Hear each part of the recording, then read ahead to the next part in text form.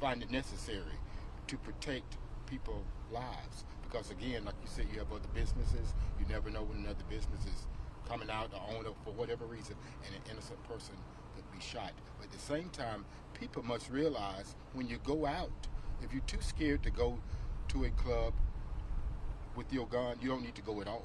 You need to stay home. You need to stay at home and enjoy your music, your alcohol at home, and so you can wake up and see another morning. Dr. Fant, if I may, as far as on the council side, for people that don't understand how this works, when something like this happens, what steps are taken to actually shut down a business? There are actually two ways it can happen.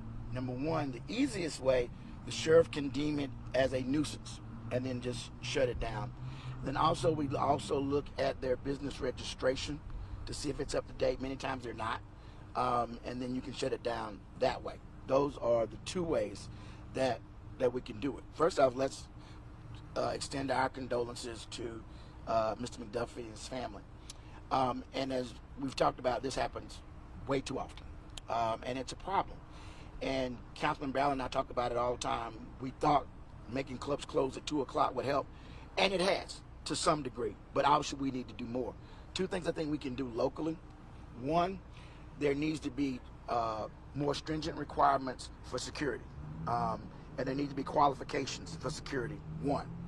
And then the other thing we need to look at, and I think Councilman Ballard and I look at this as well, we need to look at more stringent punishment for people who own clubs that allow this to happen. It can't be, I'm sure sorry that it happened, and say you're sorry to the family, and then it's just business as usual until the next event happens.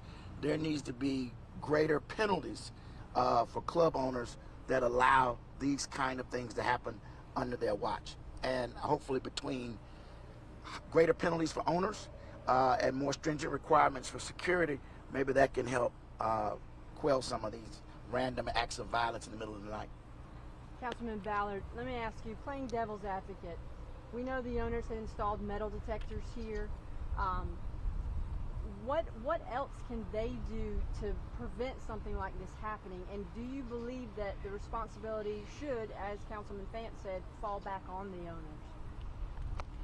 owners? Yes, I do. And you mentioned metal detectors. Let's go back to the club over on Highway 25 over on White Horse Road, where two people, including one of the security people, were killed. They had metal detectors at the front door, and the guys brought the guns in the back door. Now, if that's not a problem for the club owner, then whose problem is it? And I think, as Dr. Fant said, club owners need to be much more vigilant on the security of people coming into their clubs, making certain that there's no firearms or anything of that nature inside the club when it's operating. And he talked about stiffer penalties, and I want to add one thing to that. If you've, like this club, were shut down and you're on appeal and it happens again, the second penalty should be significantly higher than the first to get the message across. Human life is precious, and to have no more concern about human life than to allow people to be shot in your establishment is bad.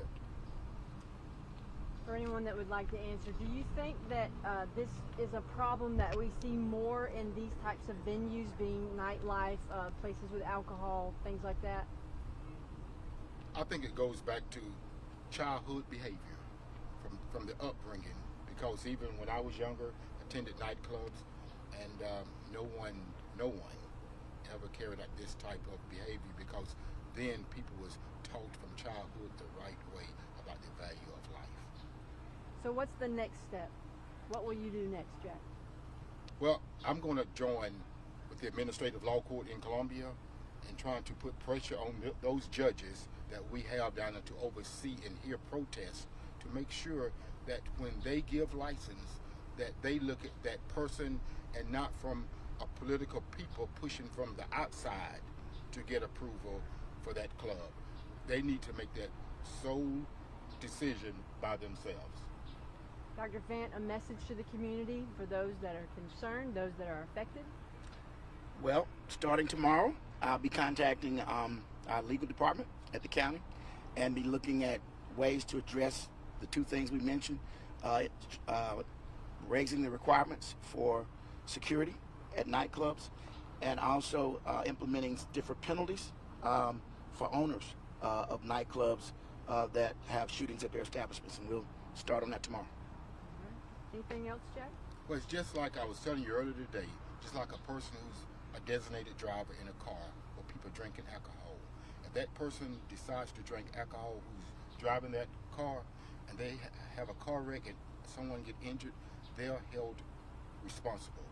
Just like a nightclub owner, they're held responsible for every person that entered that building. Thank you so much. Appreciate it. Sorry about the hot sun.